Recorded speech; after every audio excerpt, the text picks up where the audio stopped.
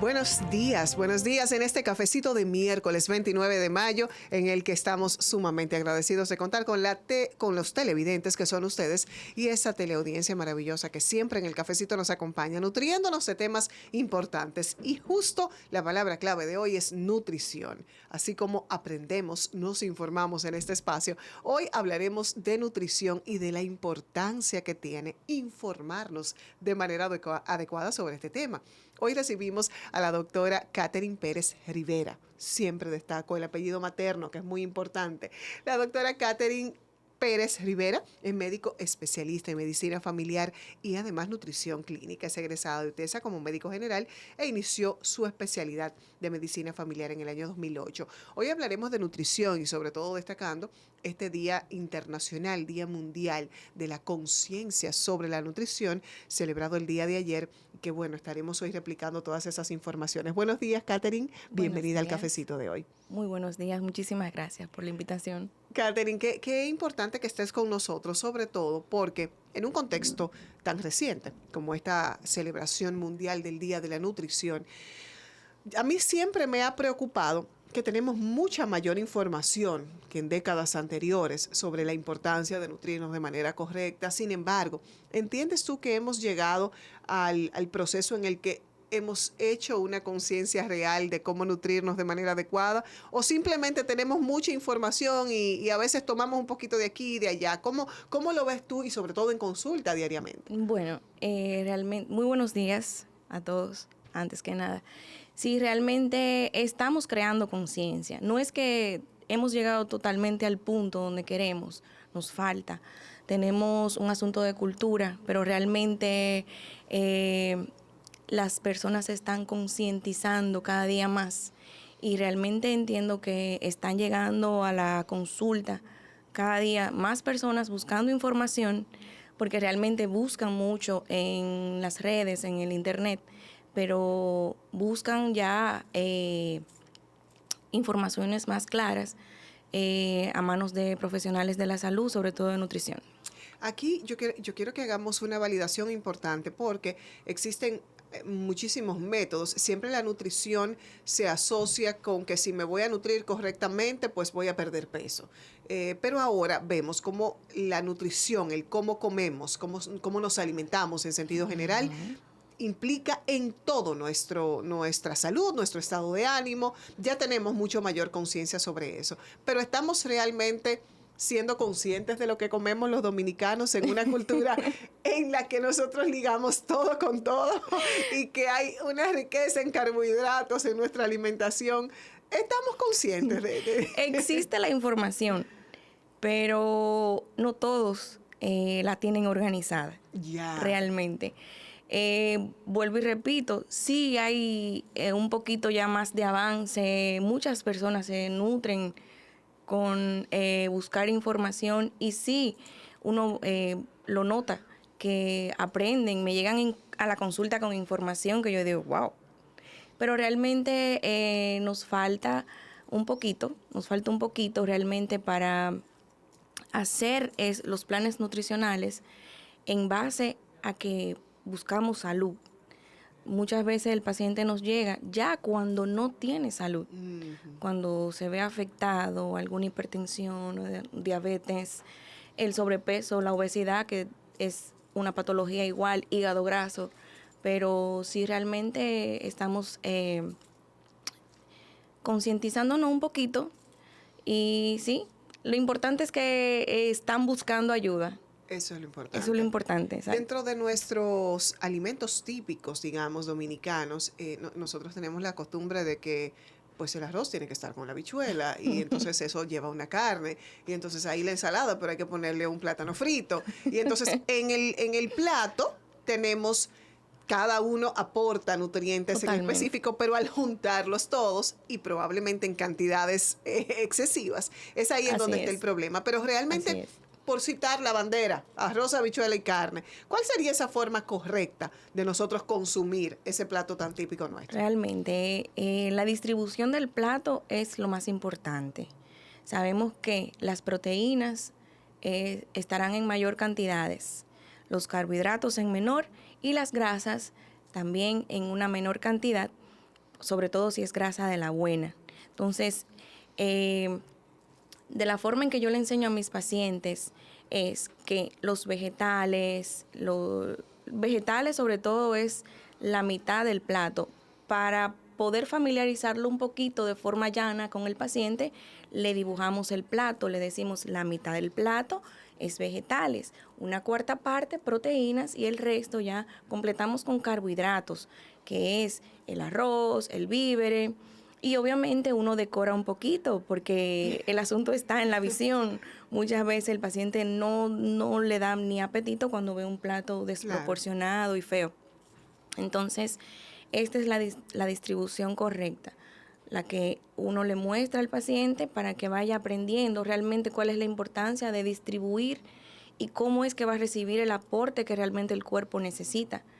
Sabemos que el dominicano, por cultura, tiene o el plato de arroz gigante. Con aquella cantidad de arroz y habichuelas por arriba. Y el concón. Y la grasa de la carne. Dios mío. Y entonces la carne y un chin de ensalada. La ensaladita es la decoración. Totalmente. Ahí es donde está la desinformación. Desinformación porque así fue que nos enseñaron realmente. Y esto es un asunto de quizás en los tiempos de antes, forma de sostener a la familia, llenarlo. Él sabe que el carbohidrato es lo que más sostiene. Entonces, esa era la forma en que nos enseñaban el platazo. Y si puede y encuentra espagueti por ahí, también se lo ponemos. No, pero eso es lo mejor, un moro con espagueti, eso es un plato riquísimo dominicano, pero justamente pagamos las consecuencias de todo el peso calórico que eso pueda tener. Doctora, hay una digamos que una proporcionalidad en términos de alimentos en nuestro país y ciertamente creemos que si no comemos arroz al mediodía, pues, y también lo asociamos a esa tradición de luego que almuerzo, entonces me siento somnoliento, totalmente, ya mucho más cansado, y es justamente por lo que el tipo de alimento que estamos consumiendo implica para nuestro organismo. Pero vamos a aplatanarlo para nuestro público. Porque cuando almorzamos esas grandes cantidades, grandes o no, de arroz, en la categoría que sea, moro, locrio, arroz blanco, sentimos ese cansancio corporal y sobre todo quienes están en oficinas lo sienten mucho más. Sí, bastante. Sí, es muy normal que después de la ingesta estemos somnolientos, en pausa, como digo yo, realmente. Es por la cantidad, obviamente. Si se consume una alta cantidad de carbohidratos, es lo que vamos a obtener. Además, nuestro organismo de por sí necesita quitar energía de otro lado para poner a funcionar el intestino y todo lo que conlleva la digestión. Obviamente, nuestro cerebro va a estar en un letargo.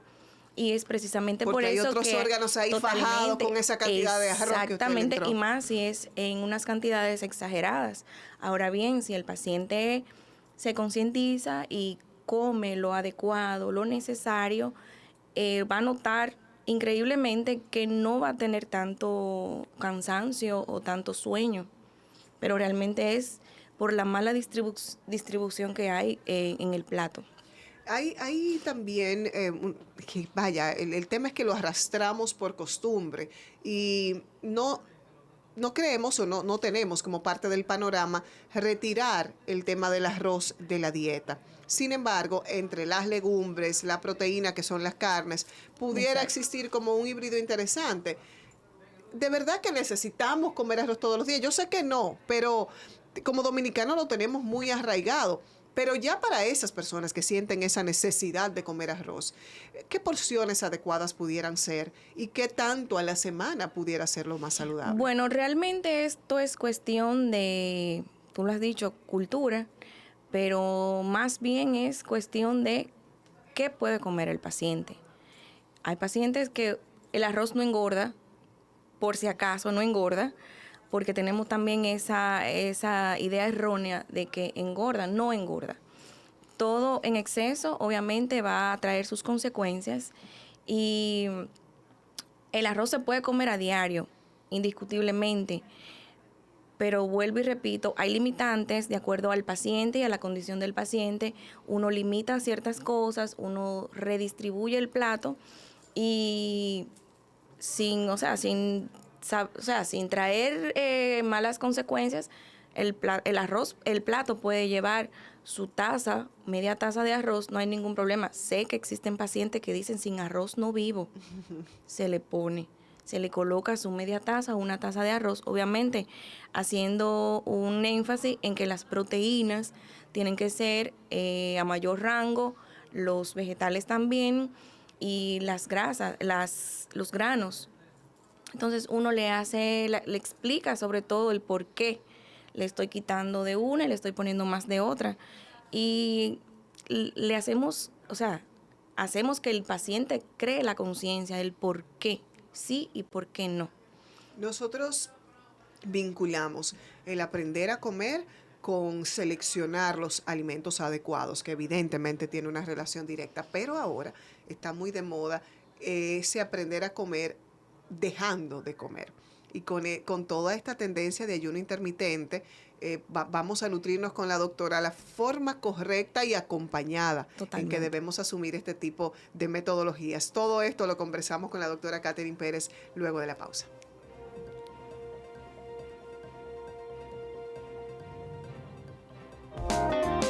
Cafecito de hoy, esta conversación interesante con la doctora Catherine Pérez Rivera, quien es nutrióloga, pero además médico familiar y conoce justamente de la incidencia importante que tiene la nutrición en la vida cotidiana. Eso no es un tema de hoy quiero rebajar unas cuantas libritas y voy a comer mejor y luego lo suelto. No, tiene que ser un tema de educación constante y eso procuramos en el cafecito. Doctora, hay un tema que a mí me llamó mucho la atención cuando descubrí que era un síndrome y que está tan arraigado en nuestra cultura que bueno, todos lo normalizamos de alguna manera.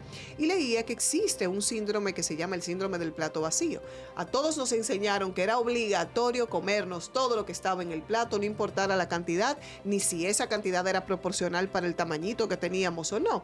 Y eso de alguna manera crea una relación no tan saludable con la alimentación y con que tengo que comer aunque no tenga hambre.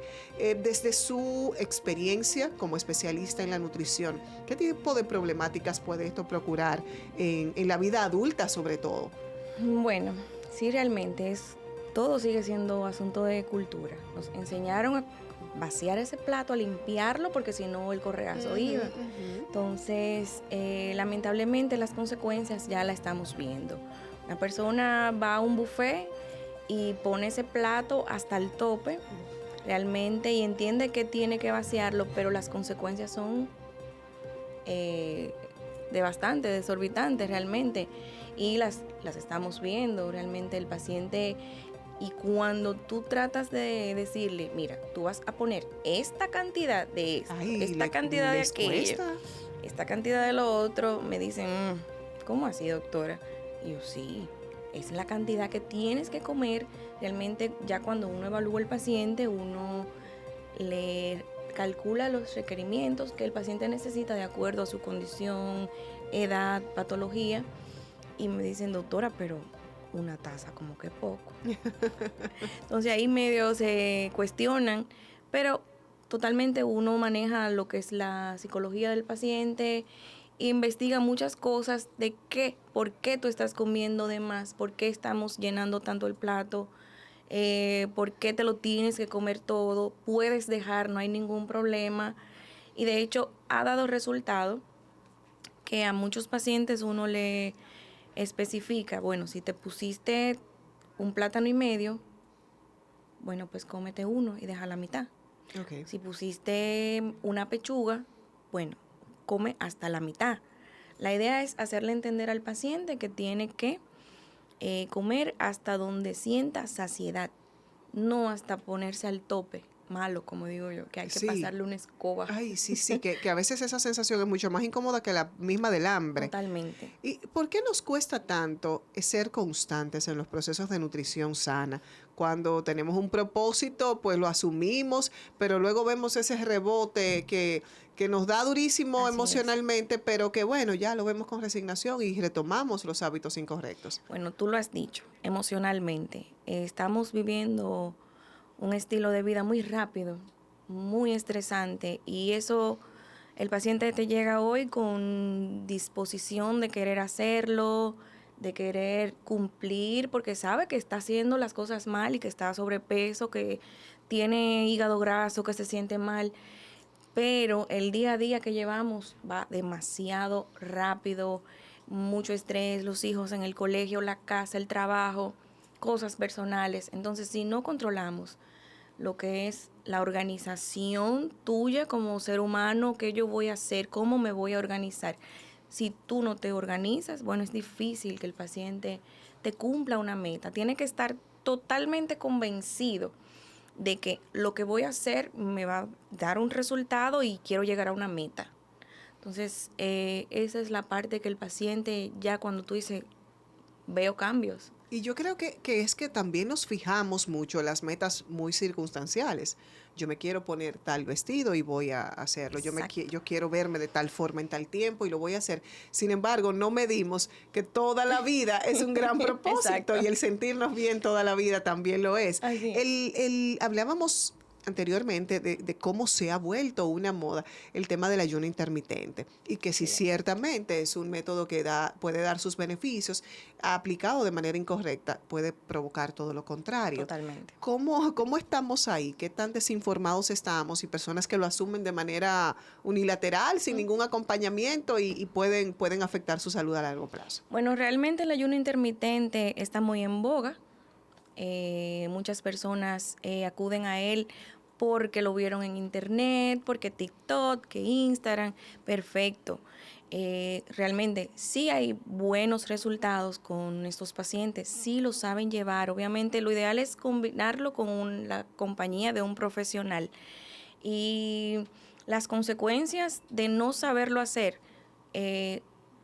trae sus resultados negativos como síndrome del rebote, daños gastrointestinales, el paciente cae en una anemia tremenda. Obviamente, si el paciente no se evalúa antes de hacer este ayuno, es muy probable que no te des cuenta que iniciaste un proceso sin saber cómo estaba tu organismo antes.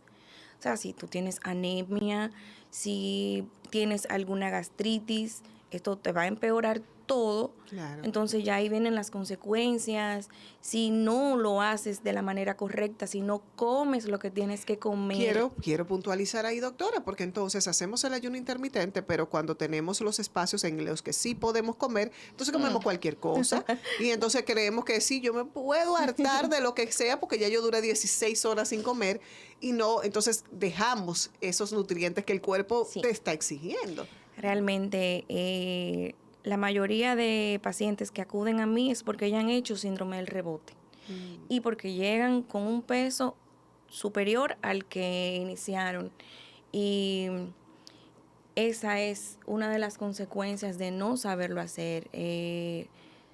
Acuden a esta práctica y entienden que van a comer de todo, que se van a poner malo comiendo, pero no lo estás haciendo bien. Te estás comiendo un pollo frito, lleno de tostones, hecho en aceite recalentado quizás, o me voy a comer 2 hamburguesas porque me lo permito o porque puedo. No es así. Realmente si lo vas a hacer, tienes que saber qué es lo que vas a comer y en qué proporciones realmente. Y lo ideal es que sea una comida en ciertas cantidades, porque tampoco es 3 platos que te vas a comer. Porque tengo que aprovechar estas 2 horas. No, o sea, no es, como se dice, no es empatármela que voy, no es empatármela, obviamente, y esto requiere de otras cosas, aparte de solamente el plato que me voy a comer. Perfecto. Doctora, ¿dónde pueden encontrarla, consultar con usted? Bueno, pues estamos ubicados en Centro Médico Cibao, consultorio 224. Ahí estamos a sus órdenes. Perfecto. En Tamboril también. Muy bien. Sí, una vez a la semana, pero mayormente estamos aquí en Centro Médico Cibao. Bueno, pues ahí pueden consultar con la doctora Catherine Pérez Rivera, médico nutrióloga, y que ahí nos va a orientar a todos de la forma correcta en cómo asumir estos procesos. Gracias a la doctora, gracias a ustedes, y les invito a continuar con el cafecito porque tenemos una invitada con la que conversaremos ampliamente de este recorrido en la comunicación.